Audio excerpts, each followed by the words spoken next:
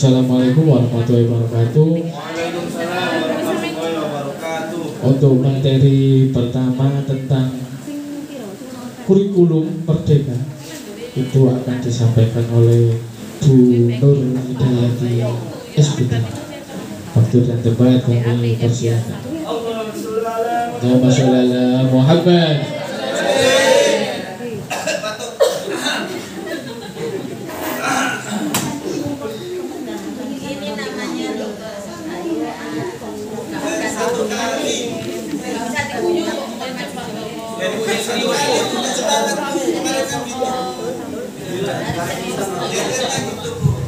Assalamualaikum warahmatullahi wabarakatuh.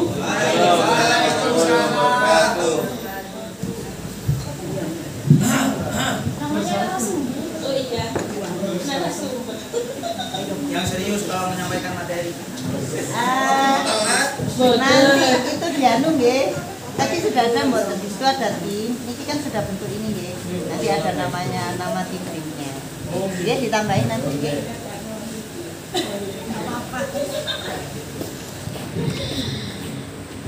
Perkenalkan gitu. Kan sudah kenal semua. Bu, mohon izin. Bu Ning, mohon izin. Mboten napa? Kita mboten menggurui, cuman kita mau sharing ya Bu nggih. Sama-sama belajar. Soalnya saya juga belum. Di sini mau kita jelaskan, kita sama-sama membaca. Di sini ada apa kurikulum itu? Kurikulum adalah pedoman penyelenggaraan pembelajaran untuk mencapai tujuan pendidikan tertentu. Insya Allah Bapak Ibu Guru dan teman-teman semua kan sudah mengerti ya, apa itu kurikulum. Kita cuman sedikit mengilaskan saja. Lanjut Pak. Fungsi kurikulum. Fungsi kurikulum itu untuk memandu guru dalam proses belajar murid. Kita harus melakukan adaptasi sesuai dengan konteks dan karakteristik murid. Kita sebagai pendidikan harus bisa beradaptasi sesuai dengan konteks dan karakteristik murid. Sebelum mengajar kita kan pasti sudah mengetahui bagaimana cara-cara. Insya Allah Bapak Ibu sudah pandai semua. Oke, lanjut biar cepat.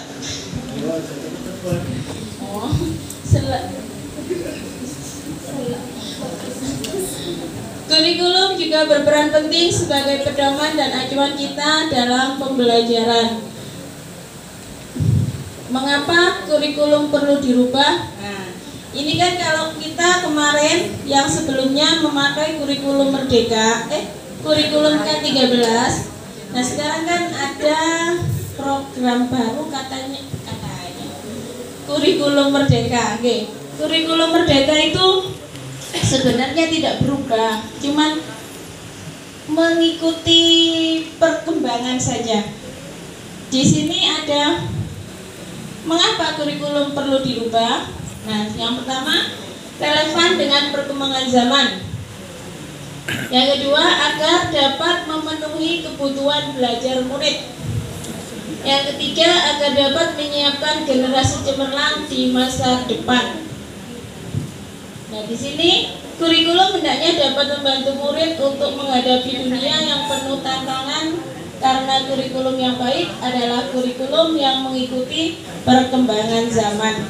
Kan tidak mungkin kalau zaman sekarang anak-anak diajarkan cuma untuk kayak dulu menulis di papan tulis gitu aja kan boten. Untuk sekarang kan sudah canggih ya. Bapak Ibu guru juga nggak pasti ada yang bikin kayak pakai sosmed yang sekarang itu, pakai Zoom meeting segalanya itu menggunakan teknologi yang canggih. Lanjut lagi Pak. Nah, di sini Saat iptek berkembang sangat pesat, pemerintah merancang kurikulum merdeka. Ini kita mau mengulas sedikit tentang kurikulum merdeka. Mulai masuk ke kurikulum merdeka. Kurikulum merdeka, apa itu? Kurikulum merdeka itu konsep pembelajaran dengan konteks dan karakteristik murid, serta dibuat agar murid bisa mendalami minat dan bakat masing-masing, sehingga pembelajaran akan menjadi lebih bermakna dan berguna bagi kehidupan anak-anak. Lanjut Pak. Kurikulum merdeka bukanlah hal yang baru, tabu, sama kan.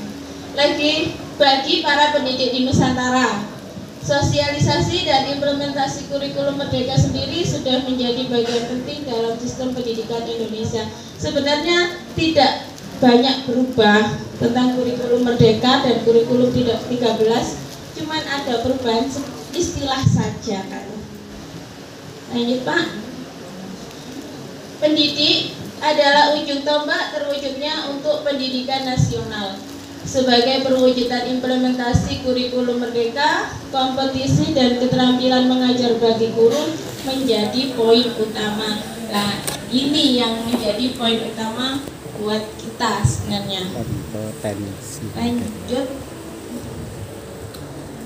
Menguasai dan mampu memfasilitasi pembelajaran sesuai kodrat dan alam dan kodrat zaman, sehingga hal yang demikian bisa menjadikan generasi bangsa terfasilitasi dalam berproses sesuai bakat dan minat yang menyenangkan. Itu termasuk dari kurikulum merdeka. Inti dari kurikulum merdeka adalah merdeka belajar. Sebenarnya yaitu tadi dalam perbedaan kurikulum merdeka dan kurikulum 13 itu tidak ada perubahan yang secara inti boten. Cuman ada perbedaan istilah saja. Ye, nggih boleh lagi.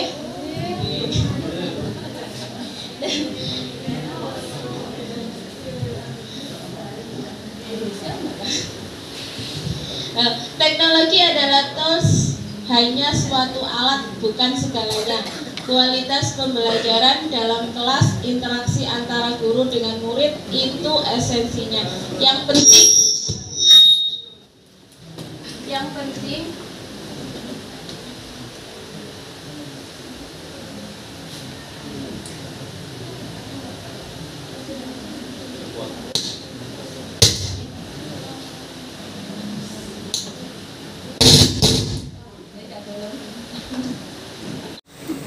sebenarnya sih kurikulum teknologi itu cuma buat alat saja. Yang paling penting itu memang kualitas pembelajaran dalam kelas, interaksi antara guru dan murid itu adalah yang paling penting.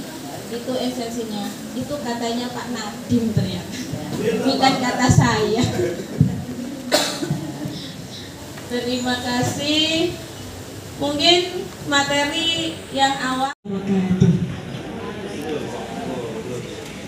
Bismillahirrahmanirrahim. Rabbi shrah li sadri wa yassir li amri wahlul 'uqdatam min lisani yafqahu qawli, amma ba'du. Yang terhormat Ibu Pengawas PAI Kecamatan Rembang, yang saya hormati Ibu Wakil dari PGRI, yang saya hormati pula Ibu Perwakilan K3S Kecamatan Rembang, dan Bapak Ibu Guru PAI beserta Guru BTK Kecamatan Rembang yang saya banggakan. Syukur alhamdulillah kita panjatkan kehadirat Allah Subhanahu wa taala, karena pada pagi hari ini kita masih diberi nikmat sehat, sehingga pada pagi hari ini kita dapat berkumpul bersama dalam acara KKG PAI Kecamatan Rembang. Shalawat ma'asalam semoga senantiasa tercurahkan kepada junjungan kita Habibina wa syafi'ina wa maulana Muhammad sallallahu alaihi wasallam. Bapak Ibu yang saya hormati, pada pagi hari ini mungkin yang pertama izinkanlah saya untuk memperkenalkan diri saya. Mungkin ya Bapak Ibu, karena tidak seperti Bu Nur tadi, kalau Bu Nur ini sudah tidak asing di Kecamatan Rembang nggih. Tapi kalau saya mungkin dari Bapak Ibu sekalian masih asing wajahnya. Siapa tidak pernah melihat ngeten nggih. Mungkin hanya beberapa teman-teman 10 di antara kami yang sering bertemu. Bapak Ibu, perkenalkan, nama saya Lailatul Badriyah. Bisa dipanggil Bu Ila boleh, Bu Laila juga boleh, Bu Iil juga boleh, asalkan jangan Bu Badriyah.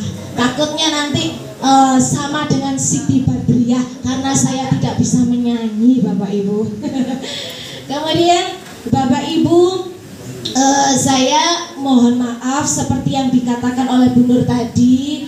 Saya di sini bukan berarti lebih tahu dari panjenengan semua. Saya bersama teman-teman kemarin masih jauh dari kata faham Bapak Ibu nggih. Namun karena kami 10 orang telah mengikuti seminar atau diklat kurikulum merdeka, mau tidak mau kami harus bisa merangkum atau mempresentasikan dari beberapa yang telah kami ikuti. Bapak Ibu, seperti yang sudah ada di depan, kurikulum merdeka, tentang penerapan kurikulum merdeka. Kalau tadi dijelaskan latar belakangnya, kenapa kita harus berganti kurikulum dengan berbagai latar belakang tadi yang sudah disampaikan oleh Bu Nur, beberapa hal. Nah, kini kita akan menelaah bersama tentang penerapannya.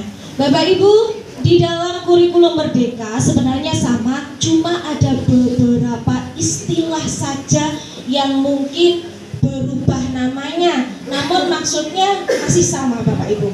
Yang pertama, kalau di kurikulum 2013 ada yang namanya PPK atau penguatan pendidikan karakter yang ada di kurikulum 13. Namun di kurikulum merdeka karakternya adalah profil pelajar Pancasila. Nanti kita akan mempelajari bersama tentang profil pelajar Pancasila. Selanjutnya, kalau di kurikulum 2013 ada PROMES, program semester. Namun di kurikulum merdeka adalah disebut dengan istilah PROSEM atau program semester. Isinya Bapak Ibu sama, masih sama dengan di kurikulum 2013. Masih ada kolom-kolom yang sama, masih berisikan tentang rencana kita, program kita dalam semester tersebut, dari tanggalnya. Mungkin hanya yang berubah di dalamnya hanya kalau dulu berisikan KD-nya, tapi KD tersebut sekarang sudah berubah istilahnya. Selanjutnya silabus berganti istilah dengan ATP. Itu pun juga sama Bapak Ibu, cuma istilahnya saja menjadi alur tujuan pembelajaran. Dan isinya masih kurang lebih sama.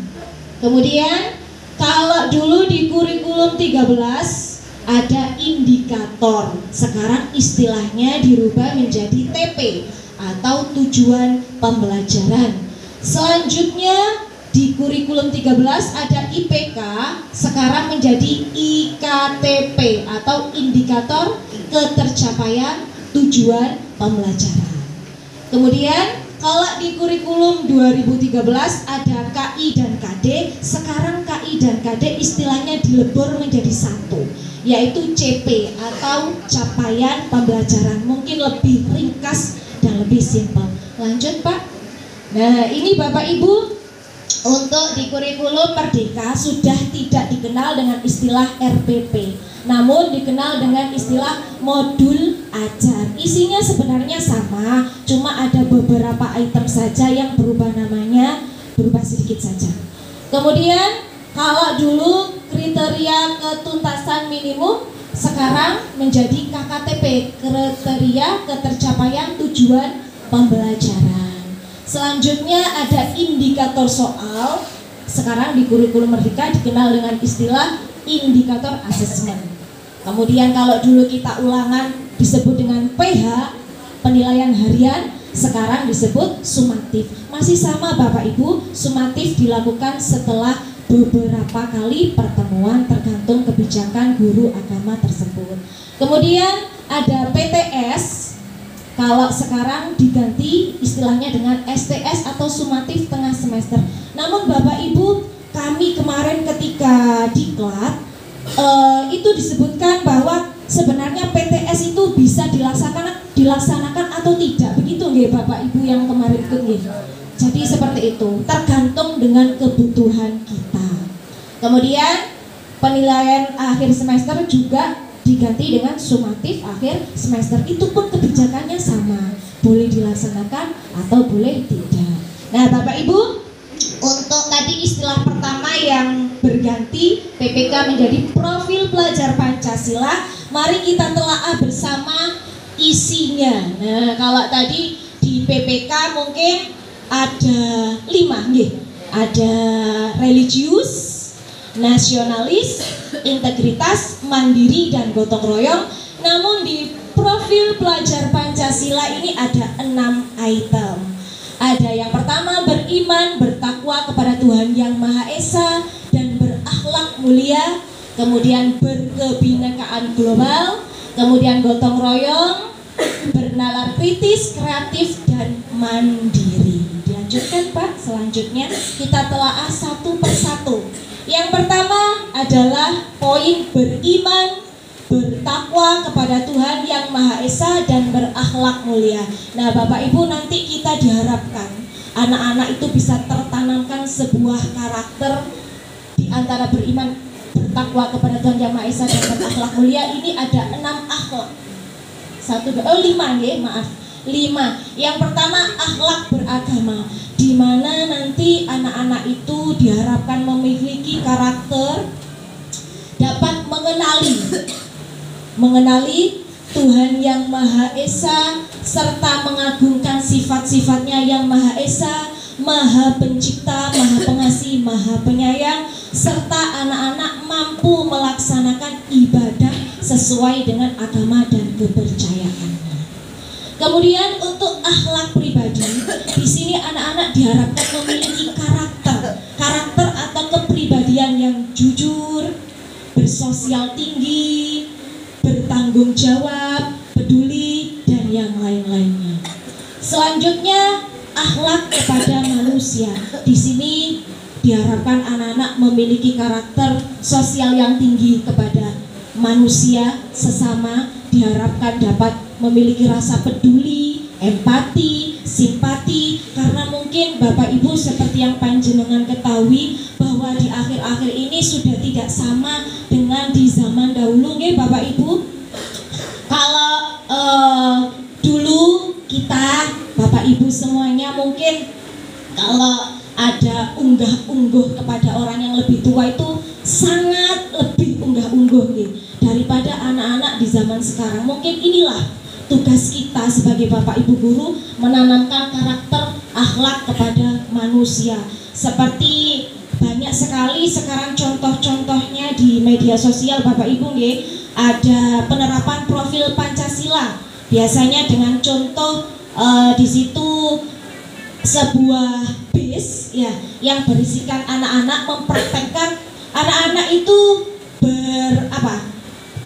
menjadi tokoh, ada tokoh sopir, ada penumpang, beberapa penumpang. Lalu di sana ada penumpang yang baru datang, penumpangnya membawa anak atau bayi. Nah, di situ anak-anak berperan sebagai penumpang yang lebih awal duduk. Diharapkan anak-anak mempunyai karakter peduli. Di sana ketika ada orang yang membawa bayi atau hamil yang baru datang, dipersilakan, Ibu monggo silakan duduk di tempat saya. Seperti itu. Itulah karakter dari peduli akhlak kepada manusia, dan mungkin masih banyak contoh-contoh yang lainnya.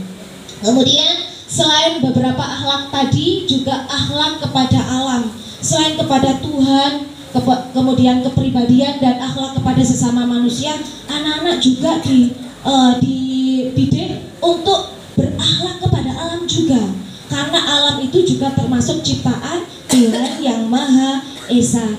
Di sini anak-anak diharapkan memiliki karakter cinta kepada lingkungan, melestarikan lingkungannya, kemudian mencegah kerusakan. Misalnya contoh terkecilnya, anak-anak dapat atau mampu membuang sampah di tempatnya. Mungkin itu hal yang sepele Bapak Ibu nggih, tapi sebenarnya sepele itu sulit Bapak Ibu nggih, karena saya sendiri sudah bisa merasakan nggih, mungkin Bapak Ibu nggih. Setiap kali kita pasti tidak pernah tidak mengingatkan anak-anak kita untuk membuang sampah pada tempatnya. Tapi pada kenyataannya hal sepele itu sulit Bapak Ibu. Tidak semudah kita membalikkan telapak tangan kita nggih. Tidak semua murid bisa melaksanakan membuang sampah pada tempatnya. Selanjutnya akhlak bernegara.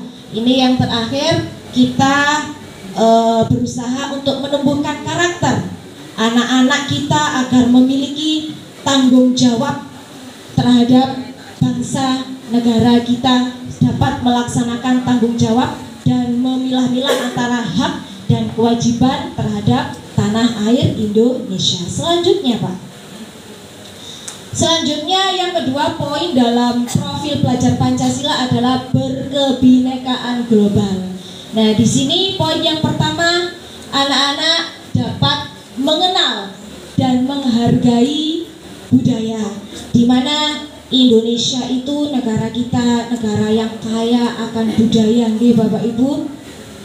Diharapkan di sini anak-anak dapat saling mengenal serta saling mencintai budayanya masing-masing dan juga menghargai budaya-budaya dari suku-suku yang lainnya, bukan malah saling menjatuhkan atau saling tidak mengindahkan. Selanjutnya dapat berkomunikasi dan berinteraksi antar budaya. Jadi meskipun berbeda-beda bahasa, misalnya ada yang berbahasa Indonesia, berbahasa Madura, berbahasa Jawa, berbahasa Sunda dan yang lain-lainnya, diharapkan anak-anak kita itu mampu berkomunikasi meskipun tidak bisa mempelajari, paling tidak di sekolah sudah ada muatan lokalnya.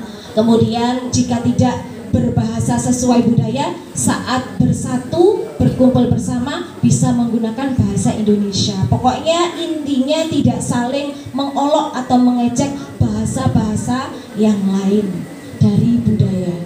Kemudian refleksi dan bertanggung jawab terhadap pengalaman kebinekaan. Dan selanjutnya berkeadilan sosial, di mana anak-anak mampu menumbuhkan karakter dapat adil, misalnya dapat berpartisipasi, mengeluarkan aspirasi pendapat. Contoh kecilnya jika di sekolah dapat mengeluarkan pendapatnya dalam pemilihan ketua kelas atau kegiatan-kegiatan yang lainnya. Lanjut Pak. Kemudian di sini ada poin yang ketiga, gotong royong. Nah, gotong royong ada 3 poin, mulai dari kolaborasi, kepedulian, dan berbagi. Contoh kecilnya misalnya anak-anak di sekolah ini seringkali terjadi nggih Bapak Ibu, piket saja kadang-kadang anak-anak itu apa nggih? Iya, eyel-eyelan, tidak berkolaborasi. Di sini tugas kita agar bisa menumbuhkan karakter tersebut, bisa berkolaborasi, tidak saling saya sudah. Kadang-kadang begini Bapak Ibu, piket itu dilaksanakannya tidak bersama-sama.